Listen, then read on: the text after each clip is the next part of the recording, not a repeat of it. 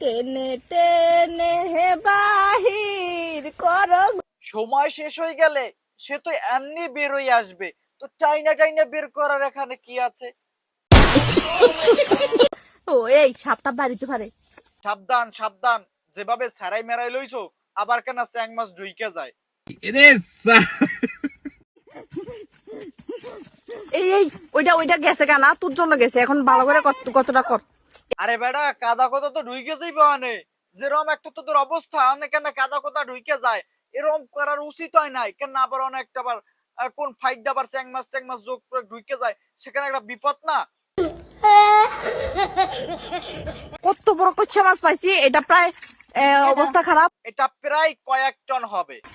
আমাদের রিজিক বাজারে থাকে না, আমাদের রিজিক পাহাড়ের গর্তে গর্তে থাকে।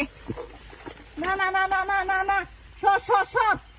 কির না না না না আর কির সরাসরি দে চ্যাং মাছটা ঢুকাইয়ে দে, পিছন দে ঢুকাইয়ে দে। এই ওইটা কিরকম মোটা, কিরকম মোটা? তানজিলা খালা কন তো কি রকম মোটা? ভাই ও ভাই, এরকম এরকম এরকম। তয় খালা আপনি কি ওটা বহন করতে পারবেন? নিজে কি সক্ষমতা আছে ওটা বহন করার আপনার? ও আচ্ছা জিনিস।